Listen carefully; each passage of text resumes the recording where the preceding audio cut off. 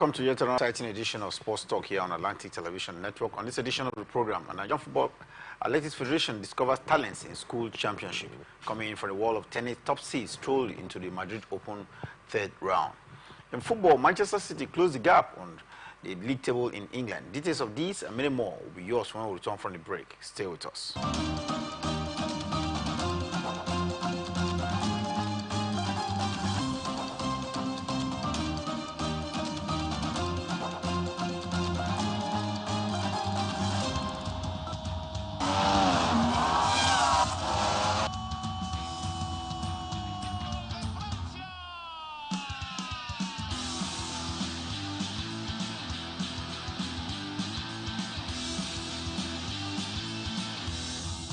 Telling him not to counterpunch.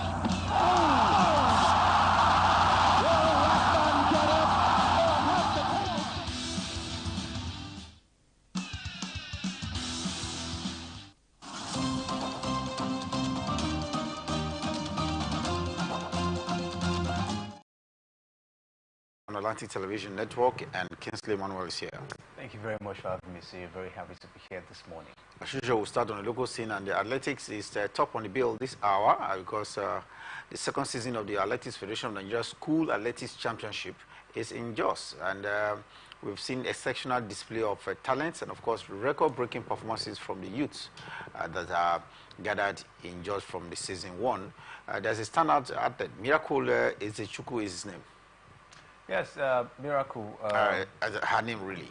Ezechukwu, of course, was really very, very impressive in that particular, event we saw yesterday in the championship down here in Nigeria. And I think for me, it's actually a very good one. She actually shattered her personal best, with a stunning 11.75 seconds in under 20 women's 100 meters, semi-final hits. Of course, we saw that, and that's of course a very impressive one at this point in time. And I think for a very good, championship that is actually there, of course, to bring out these talents, for the Athletic Federation of Nigeria, to lay their hands on and see how they can harness them and probably see if they can possibly put them, of course, on the limelight. So it's such, an impressive one. And we look at what we've seen at this point in time. We've seen a little bit of dominance, from Miracle as well as other players as well. For me, I think it was a good one, especially, for Miracle, who put up that impressive feat yesterday. Miracle, not just the only athlete that we saw a new best time for the javelin thrower as well. Yes, I think for me it's actually a good one. And talking about Amatu, he actually put up, a very impressive, 38.19 meters in the javelin throw we saw down there. In Nigeria, javelin is not a very popular sport. People do not really go into javelin, as it is. And seeing a javelin, thrower, I think is actually good. It's then time we start looking forward to see how we can actually, make javelin one of the growing sports down here in Nigeria. When we go down to the Olympics or Commonwealth Games, we'll see other countries, participating in javelin. And in Nigeria, of course, we have nobody down there. And I think for me, at this point in time, the Athletic Federation of Nigeria, maybe there could be a javelin federation to see how they can harness, talents, when it has to javelin throw. I think to actually go a long way in also adding medals for Team Nigeria whenever we participate, maybe in the Olympics or Commonwealth Games. We talk about the World Athletics Championship. It should be a sport as well. Nigeria, of course, should also draw their attention to. We're talking about javelin archery as an athletic sport, and Athletics Federation of Nigeria is charged with ensuring that we discover young talents, and that's exactly what they're doing now. With these youth games ongoing in Jos, we'll begin to see athletes get interested in fields like javelin. And talking about feats for Nigerian athletes, one is chess, and of course the record-breaking Nigerian chess player, and of course coach Tunde Nokaya's feat in the last few days continue to elicit appreciation. This time it is Ogun State Governor Dapo Abiodun who has charged, has crowned Onakoya as a sports ambassador for Ogun State. It couldn't have been any better for the founder of the chess in Slums Africa, who had broken the world record for the longest chess marathon after playing unbeaten for 60 hours in New York just about a week ago.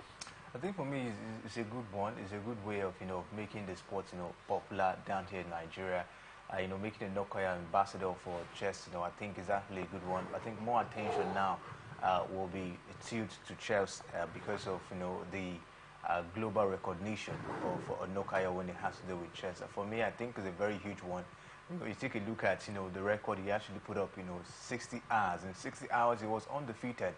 Looking at the fact that so many, chess players now actually came to compete with him, but the man was undefeated. That will tell you that he has a very good knowledge, when it has to do with the game of chess. And coming down, to Nigeria to be the ambassador of Chess Federation, I think for me is a good one. And according to what he said chess has not been given the necessary recognition. It has not been given the necessary value down here in Nigeria because of the fact that people do not really understand, the importance and the value, for the game. And I think Onokayo coming in will be able to, of course, expose Chess Federation, not only the Chess Federation officials, but also chess players as well down here in Nigeria, expose them to the value, the importance, some of the advantage or the benefit they can possibly get, in playing chess. I think for me that will actually go in a very long way, making sure that chess, gain huge recognition down here in Nigeria. The feat of Onokoya definitely giving chess recognition here in Nigeria and of course the rest of Africa. And if that's not enough, he is a World Guinness Book of Record holder, so it is attracting world attention as well. So I'm very sure if you're a scout and looking for a chess player, you should be coming to Nigeria because it is better beyond the fact that he's won the 60-hour, undefeated marathon in chess. He's raising money, $1 million US for, do I say, chess players in the slums. Yes, for me, I think you see that was actually a very good motivation for him because he said the reason why he embarked on that marathon, that Guinness World Record, marathon in chess, is as a result of, raising that huge amount of money, to actually, help children down here in Africa in terms of for their education. I think for me that was a very huge level of motivation. It wasn't about, self, for his glory alone. It wasn't about, he didn't actually embark it on his selfish interest. It's for the interest, of children down here in Africa. And that's to tell you that the man is actually doing something to put himself out there, and not only himself as well, but to also, care for people who are in need. And for me, I think someone like Onukoya will actually do well, being the chess ambassador down here in Nigeria at this point in time. You definitely give it up to him that, of course, he's going to do whatever he can within his ability, to be able to push chess, to another, dimension down here in Nigeria. For me, I think the motivation behind him embarking on that record was actually a very good one for me. Well, I just hope that Nokoya continues to get all the accolades he can get aftermath of that feat at the World Guinness Book of Record. Meanwhile, let's go to tennis now. And talking about tennis, there's been some tennis action on the local scene in Osun State. It is being organized by the Osun State Table Tennis Association, where we saw over 28 states competing in 14 events. The number one seed in the men and women singles was prominent in this one. Akinwale Fabumila of Ondo State and, of course, Bishola Asaju or Rivers will take action later today.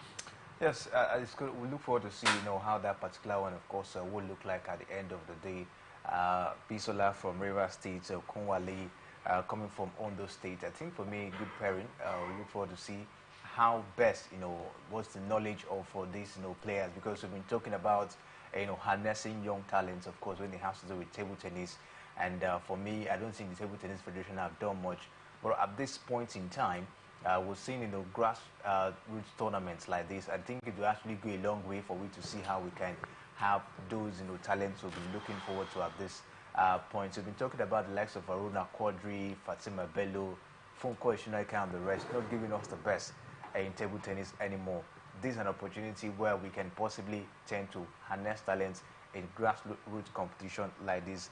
And it's interesting to know that, Ogungole, Easter Ogungole, who actually is a good medalist, is also in this particular one. And just also, put up much accolade, for the sponsors of this particular one. So it's good that we're started seeing table tennis, tournament like this in the country.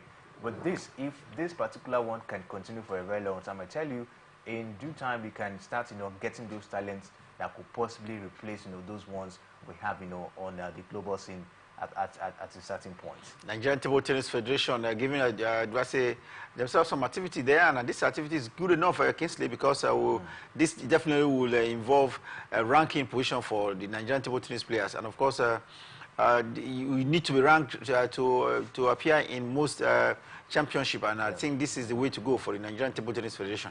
Very good way to go. Very, very good way to go.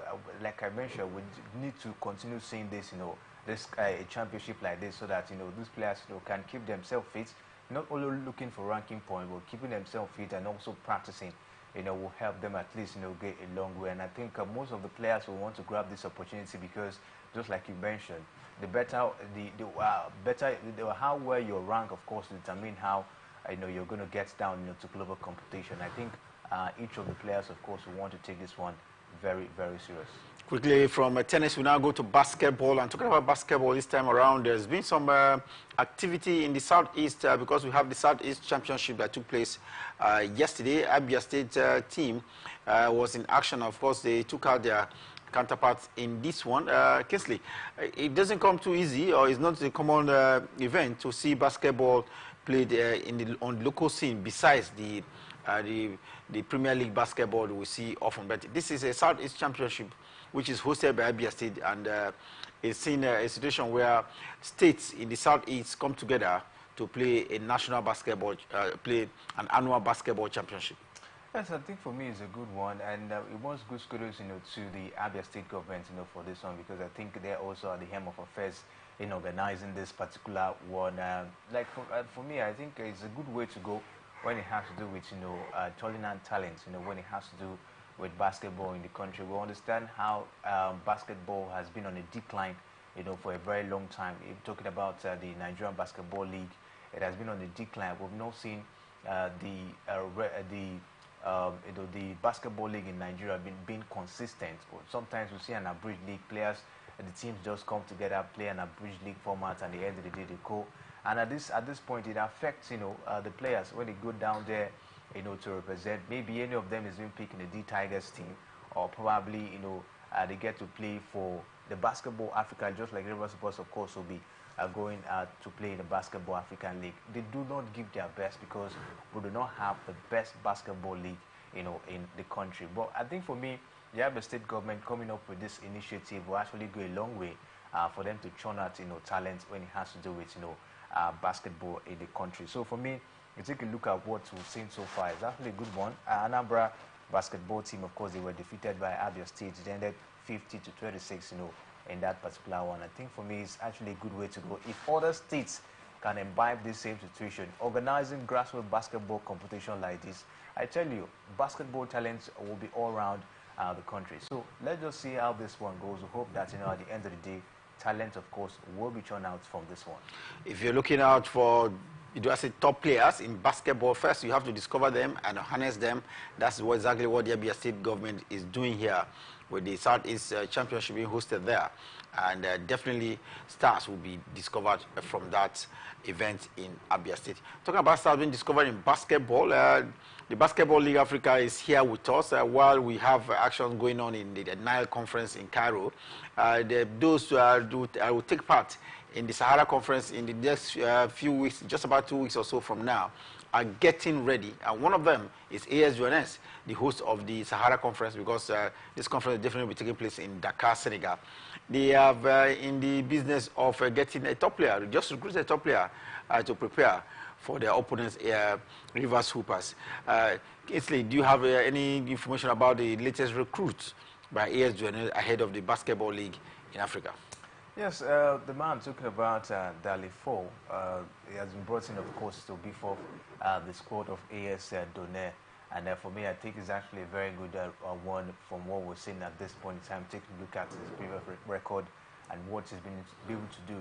He's a player, of course, that I've gotten much experience when it has to do with the basketball, African League. And I think for me, it's a good addition for the AS Donner side, and taking a look at how they're also preparing as well. It promises to be, an impressive, Sahara Conference fixture. Taking a look at what River Supers are doing, they've recruited about, 5 new players, and these players also, they've gotten experience when it has to do with, the Basketball African League as well. They've gotten lots of John Wickens, Kevin Amayo, Wee Perry, you know, and AK as well. AK is one man who has also played for the Tigers of Nigeria, and he has that very huge level of experience. So it promises to be a very, very tight one, a cagey one in that particular group where we have River Supers. Don't forget, we have US Monastir, defending champion.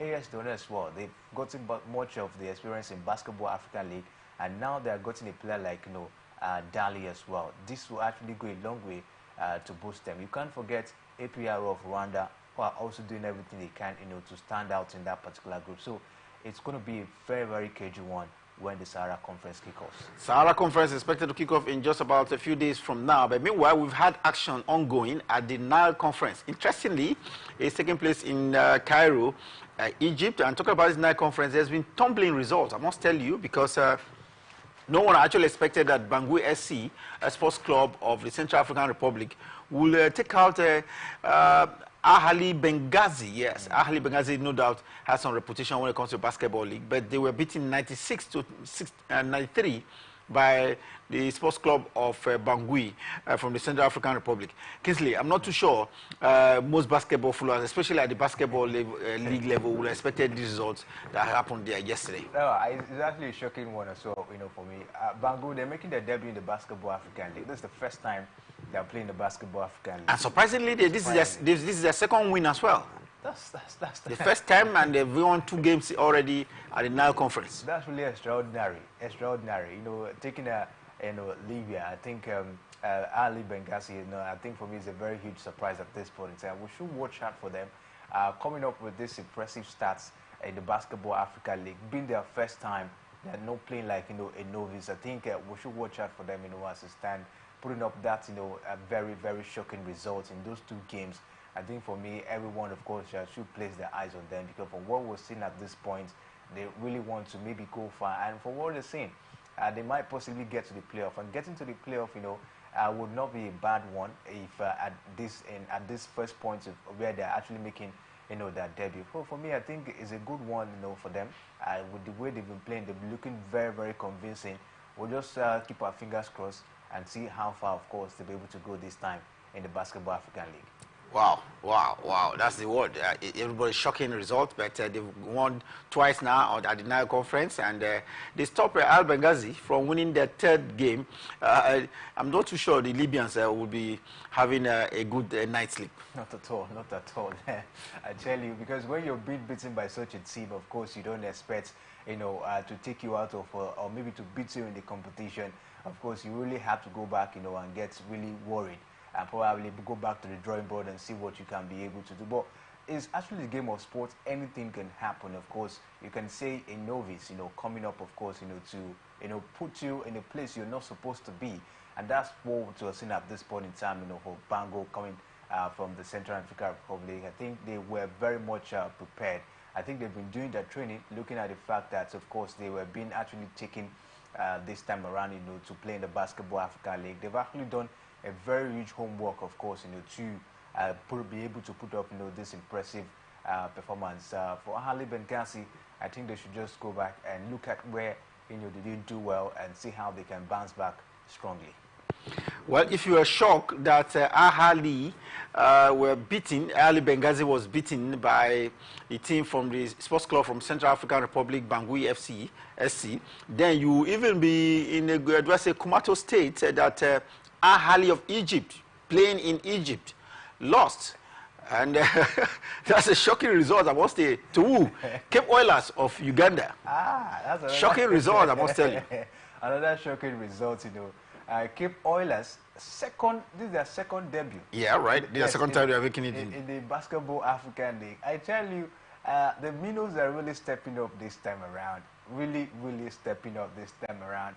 And I think for me, it's a very huge one. So sad, very disappointing results for Ahali, playing in their home ground and being beaten by Cape Oilers. That's a very, for me, very, very shocking one, you know, as it says. And for me, I expected them, of course, to have maybe dismantled Cape Oilers, looking at the fact that they're defending champions. Yet, they're defending champion. When it has to do with pedigree, they are way, way above, you know, Cape Oilers, and also what happened. So I think for me, this edition of the Basketball Africa League might just, you know, come up with a very huge surprise, you know, as it stands. And we'll probably, of course, should be expecting the Minos, coming up at this time around to live up to expectation for, especially from what we've seen from Bamboo FC, Cape Oilers now. I think we should be expecting more surprise, in this Basketball African League as well.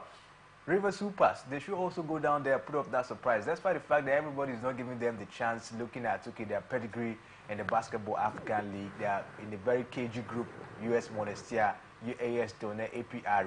River Supers, from what they'll be able to do, talking about the level of preparation, I think they should also, embrace this gesture we're seeing from Bamboo FC and Cape Oilers. Go down there and put up a surprise. Nobody, of course, saw that coming, that Ahali of Egypt will be beaten by the team from Cape Town. Nobody expected Bamboo FC, of course, to go all the way and beating the team, talking about Ahali Benghazi. So for me, River Supers also, of course, they still have what it takes to challenge US Monastir. So even challenge AS Done or APR of Rwanda as well. So for me, I think this Basketball African League might just come up with another huge, surprise, where the Minos might be taking the center stage. Just 1 point win, just 1 point. When 1 point matters a lot. That was what happened last night, where we saw Ahali of Egypt beaten by 1 point by the Cape Oilers of Uganda, 82-81 was the end scoreline at that Nile conference.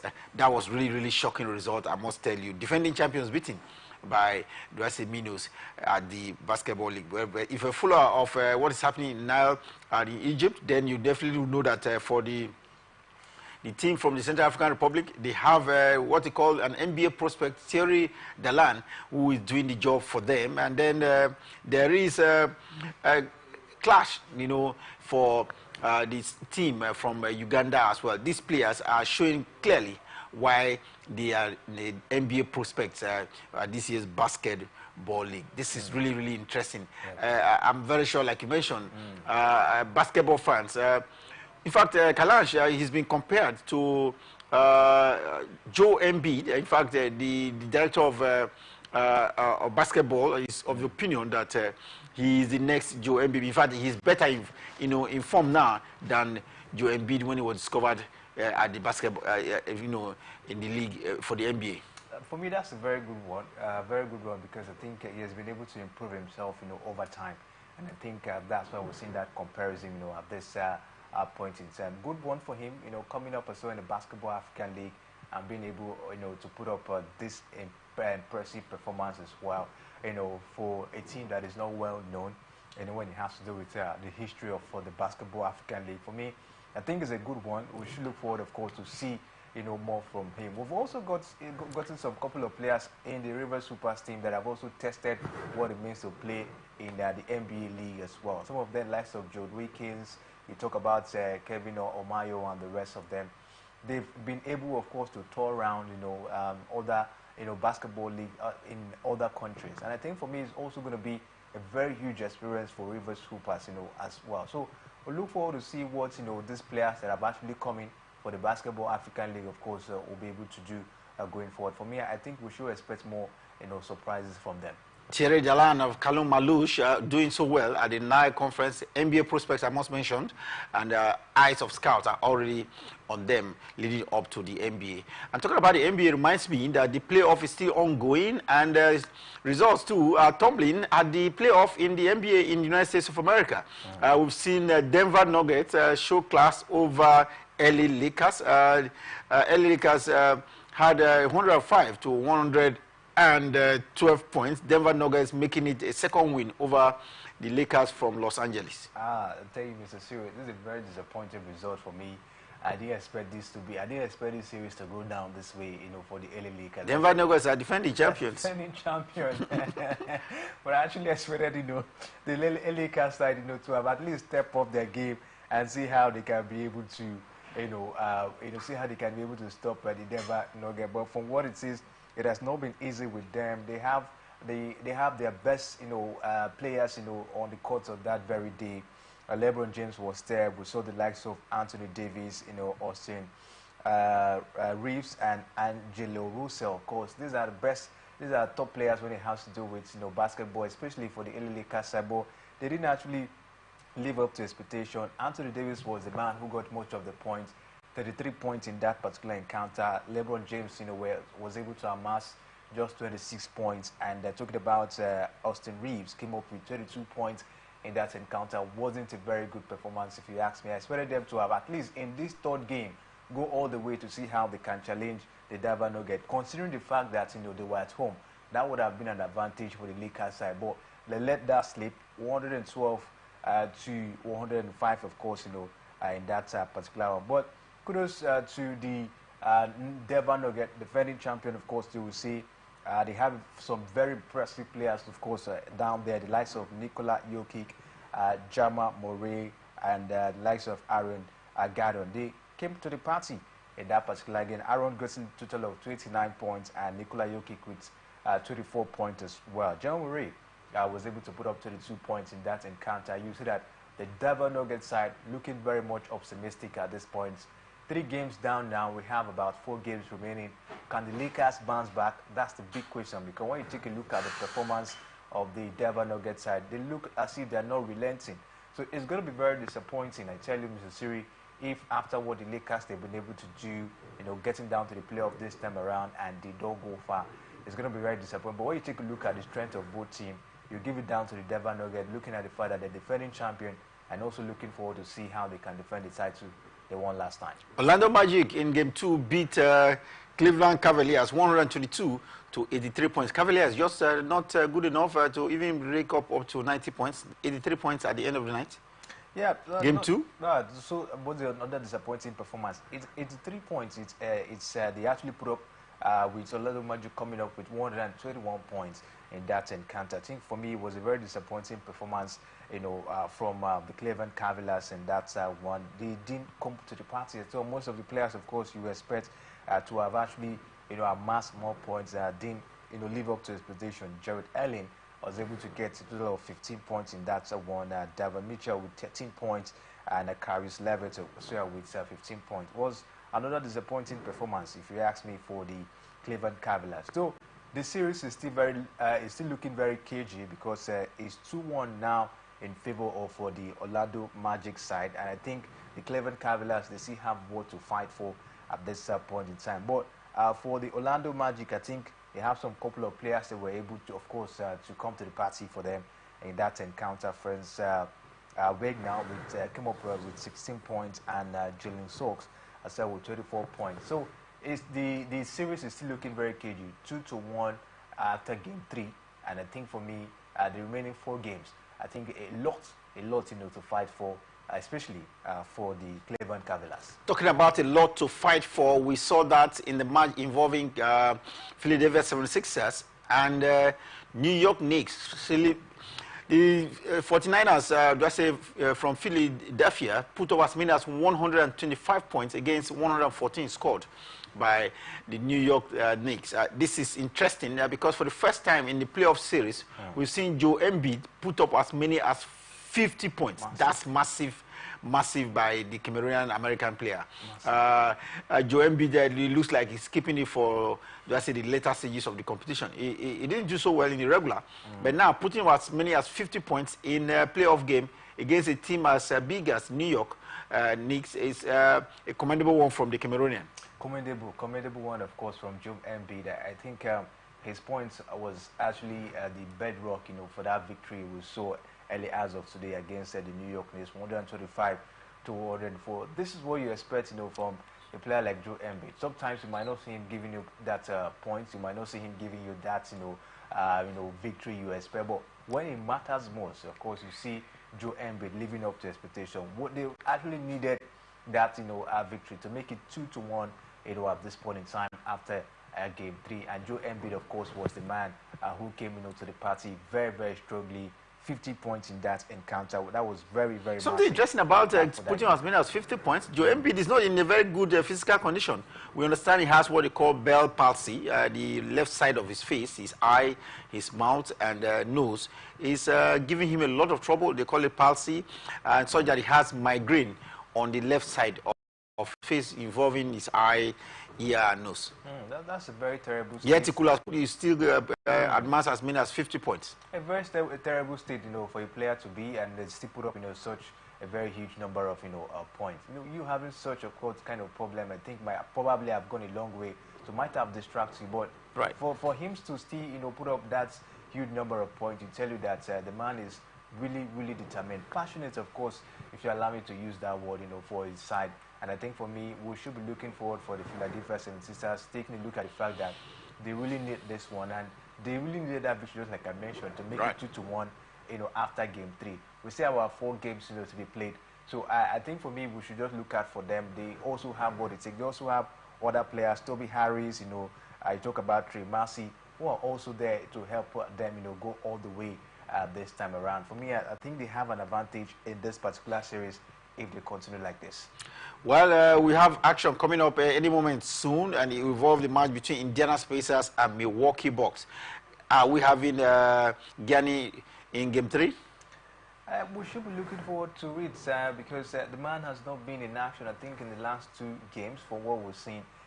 We should be looking forward to see Gianni Antetokounmpo, of course, coming back, with that particular one. If he comes back, of course, will be a very huge one, for the Milwaukee Bucks side, because from what we've seen as well, his absence has really tell, in terms of some of the points, of course, they are supposed to gather in those games, they've played. His absence has really, brought a little bit of setback for the Milwaukee Bucks side. I'm looking forward, to see his comeback, and I think if he comes back in that encounter, we'll see the Milwaukee Bucks, of course, doing wonders. Milwaukee Bucks, no doubt, having a little bit of issues with their star players. Chris Middleton, if you remember, is doubtful for game 3 as well. Not forgetting Nigeria's Gianni Antetokounmpo, the man you can see on the screen there, who has been out with the scarf screen, is not likely to be featured in that game 3. So Doug Rivers, the coach of the Milwaukee Bucks, having a headache on trying to replace 2 of his star players in a very big game in the playoff against Indiana Pacers that have, of course, some interesting players on the night. But we hope we can have these players get back. It's a game of 7, and we are now into game 3. We hope that they will be back before the series of games in the playoff gets underway. I think that's about you can take on this half of the program. Definitely we'll be back in a short while, but for now, we'll take a break, and when we return from the break, we'll get into tennis at the top level, of course, looking at what's happening at Madrid, and beyond that, in football, Manchester City is trying all they can to catch up with that first place position that is being occupied presently by Arsenal Football Club of England. Can they topple the Gunners? When we return from the break, we'll let you know.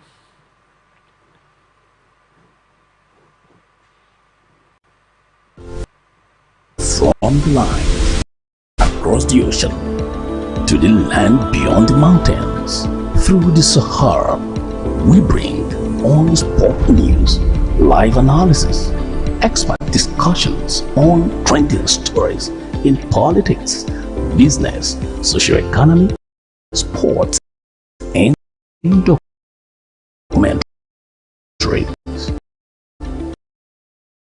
So catch all the updates on the happenings around the globe. Stay focused on the fact today, only on ATN.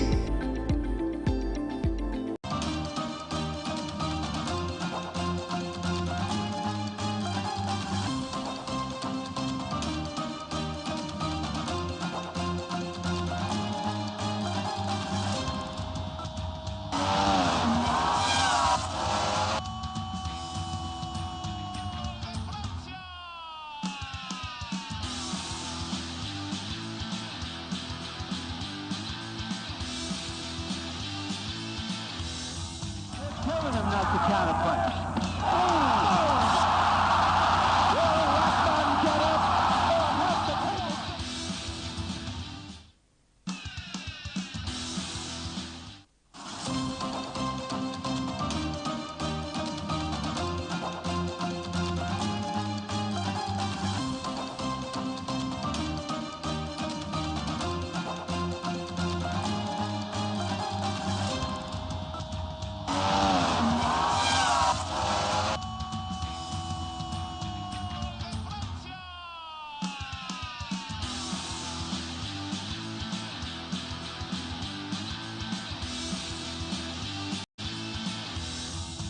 Telling him not to counterpunch.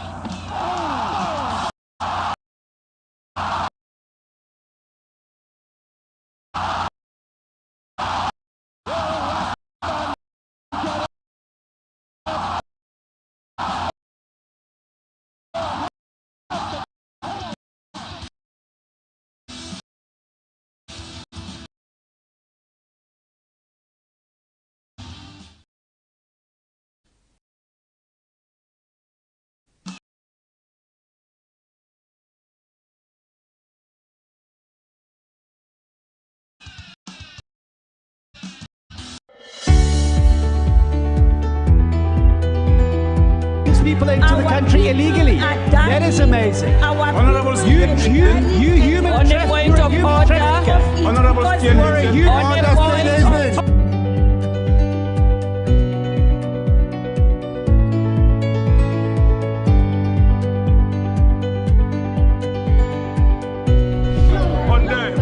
they are not picking our calls.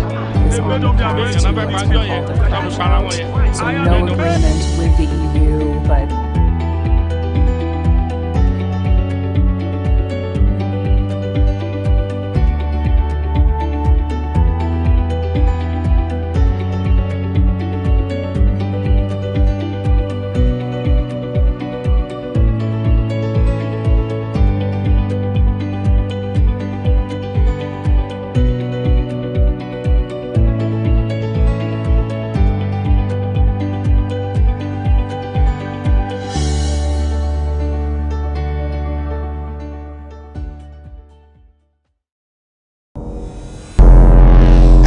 From the line across the ocean to the land beyond the mountains, through the Sahara, we bring all the sport news, live analysis, expert discussions on trending stories in politics, business, socio-economy, sports, and documentaries.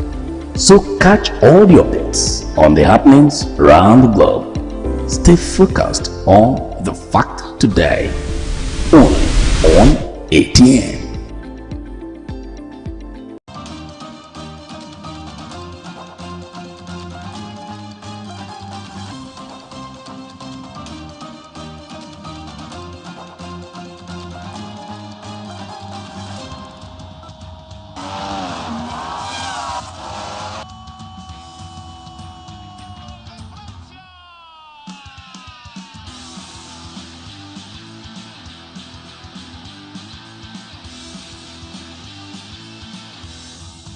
Telling him not to counterpunch.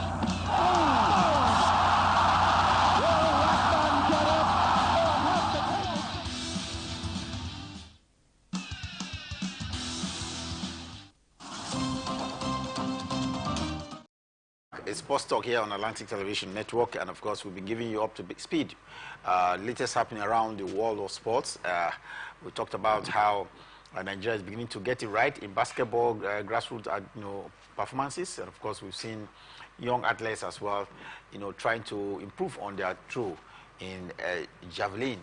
Beyond that, we've seen actions in basketball where there have been tumbling results at the Nile Conference ongoing in the Basketball League Africa. Of course, we've seen some exceptional results as well in the playoff ongoing in the United States of America NBA basketball. This time around, let's go to tennis, and the focus will be on the Madrid Open, where Rafael Nadal has shown why, no doubt, he's a legend when it comes to tennis. He had a crushing straight-set win over American teenager Darwin Blanche.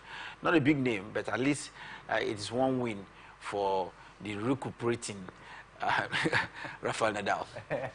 Another win for him since he came back. I think we saw him, was it at the Barcelona Open, and then 6-1, 6-love in just 63 minutes. 63 minutes. Maybe because the player is a very young player. Maybe you will say, and I think, of course, being very much experienced, he was able to use his experience, of course, on the teenager. And I think for me, another way for him to bounce back, we saw him at the last tournament. He has a very difficult opponent to tell. Alex Minot is his next opponent. And of course, so you have one very young opponent and one very experienced opponent. Alex Minot, of course, the player who defeated him in the last tournament, right, in the second round. And now he's going to face him again. Maybe it's going to be a time where he's going to take revenge, on Alex Minot, as well. So good one for him, putting up that impressive performance in 63 minutes, at class in the teenager. We look forward to see what, of course, will be the action when he gets to play with Alex Minot this time around. I think he'll be coming up with all he can and all of his strength, to make sure he take out, Alex Minot this time around. Rafael Nadal, no doubt, preparing to see whether he can get back to his winning ways, especially with the French Open in focus in just about a few weeks from now, where he is reigning as king several times. You remember, the French Open is his favorite surface. But at the Madrid Open, he will have to go into the second round against Alex de Minaur from Australia. One man who, like Kingsley mentioned, that beat him at the second round last time around. And so could revenge be in the Open for him, but trying to get his fitness back. We'll keep our fingers crossed and see in the next few hours how that one will pan out. But meanwhile, women are in action as well, and the world number one, Iga Swiatek, is beating her Chinese opponent 6-1, 6-love to reach the third round. Kingsley, it doesn't look like Iga Swiatek is in a smoking form. Not really. From what we've seen so far, she has not really been that, very outstanding, just like what we saw last season.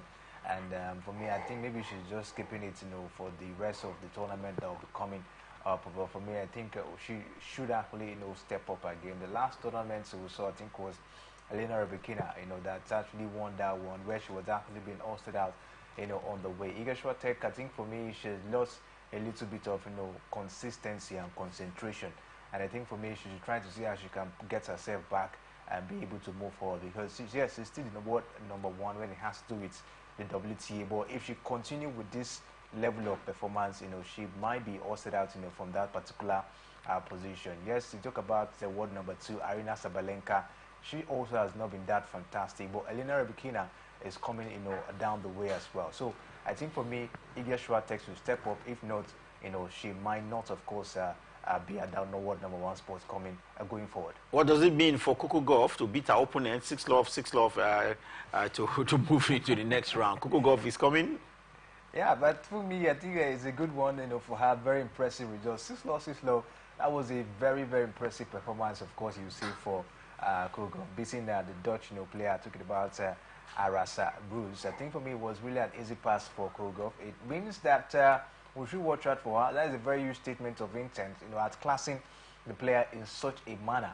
I think for me, it's a very good performance, for Coco Gauff. And this time, I think she might possibly go all the way if she continue with this level of performance. One man that everybody is looking out for today at the Madrid Open is Carlos Alcaraz. Yes, that's the man. Remember, he got injured, but he's back, and let's hope that he will be able to show his latest fitness level.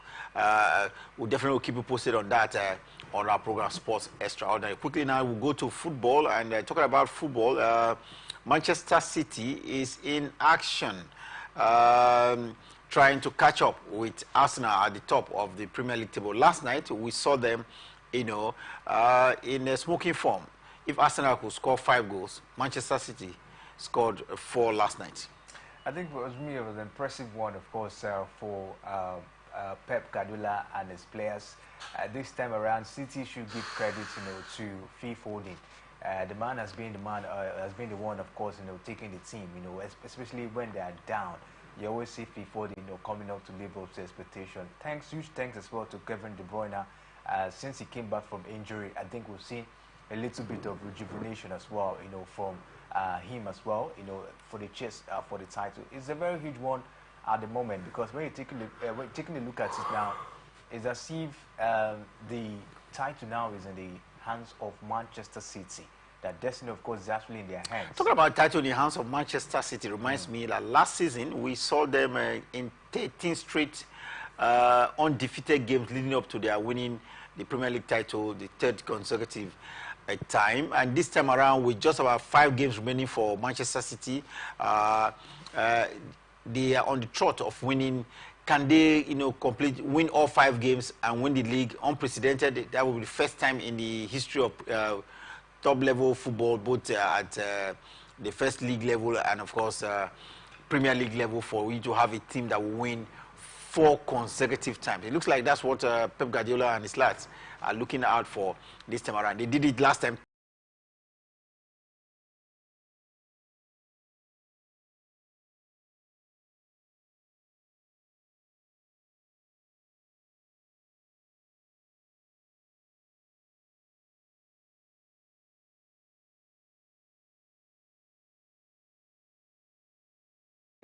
Will be against Nottingham Forest. Nottingham Forest are not in a very good state of form, at the moment. After Nottingham Forest, they'll be facing the likes of Fulham, After Fulham, they were facing Tottenham Hotspur. After Tottenham Hotspur, they played West Ham United. You take a look at this team, I don't see them to be those teams that will give Manchester City a tough time. Take a look at the remaining games remaining. I think City have the easiest opponents as it stands. And for me, looking at it, I think just like I mentioned, the destiny is in their hands. They have to see how they can win these 5 games to be able to lift the title. And lifting the title this time around will be an impressive record. Winning the Premier League for the 4th time back to back. I think will be a very huge one, of course, since 1888, we've never seen a situation. In fact, in the entire history of top-level football in England, no team has won 4 times. And if Manchester City do win this time around, then they will be, the unprecedented team in the English football, and that will be really, really a big news because it is not the traditional English side, so to say. But then, since we saw the Arab money come into the team, they have won one title or the other. And without the destruction of the UEFA Champions League, they seem to be very focused. Now, Pep Guardiola knows what to do at this stage of the competition. Yes, he knows what to do at this stage of the competition. They understand the fact that they were actually going for a treble this time around, but they were ousted out, from the UEFA Champions League. The FA Cup, of course, is still there, where they will play against Manchester United. And on paper, you will see that City, that trophy, of course, is actually theirs. But the Premier League seems to be a little bit difficult, looking at how Arsenal, of course, they've been able to step up their game. Liverpool not looking very strong when it has to do with the title race as well. So if you take a look at it, the title race is just between Manchester City and Arsenal at this point in time. But Pep Guardiola is always a man who always knows what to do at this crucial stage, of the competition. And for me, no matter how tough and no matter how resilient Arsenal might be, I think if they don't actually win all of their games, of course, you definitely give it up to City because they have one outstanding and about 4 games to play. That's about 5 games for them. You take a look at those teams. There are teams that Manchester City, of course, can go through if they actually bring up their A-game. Man, for Pep, I think he knows what is at stake for him. Winning the Premier League 4th time and making the league look like a famous league is actually something that everyone, of course, will be surprised. Taking a look at the competitive nature of the Premier League, and Pep is making it look as if it's very, very easy, maybe compared to the likes of the German Bundesliga or the French Ligue 1 at this point in time. He has brought down that level of competitiveness when it has to do with winning the title, in the English Premier League. So for me, I think we should give it up to Pep Guardiola. He has actually put up a very, very impressive performance since it came down to the English Premier League. And we're looking forward to see if they'll be able to take it up this time around once again. Pep Guardiola knows what to do, and that is exactly what they are doing so far in the Premiership in England. It looks like Liverpool is out of the equation now. Nobody's talking about Liverpool in any of this one. And talking about Liverpool reminds me that they are in advanced discussion with their new coach, Slot, the present coach of Feyenoord. Everything looks to have progressed, and we are told that that will be the highest transfer fee involving a coach from the Dutch league. Yes, for me, I think not a very bad one. I think Slots, if you take a look at it, is one man I think who was, gotten much, experience down there at Feyenoord, and we're looking forward to see what comes of it. Just like you mentioned, it's almost done and dusted when it has to do with the paperwork.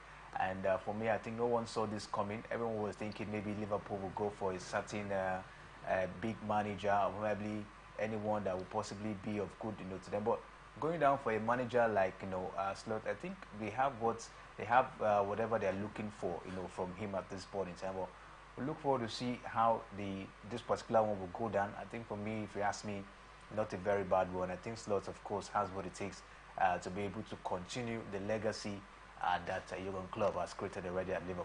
We have to begin to wrap up the show now, but quickly we have to look at action that in football that will be taking place on the continent of Africa tonight, and it is crucial. It is the second leg of the semi-final of the CAF Champions League. There is attention, in fact, all the attention will be on Mamelodi Sundowns as the host Esperance of Tunisia in a very crunch tie. In the first leg, Mamelodi Sundowns lost by 1-0 in Reyes in Tunis, where Esperance won. But this time around, it looks like they are in a place that is very difficult to lose a game. Talking about Mamelodi Sundowns playing in South Africa tonight. They win tonight and they go into their third final. And if Esperance win, Esperance will go into the 8th final at the CAF Champions League level.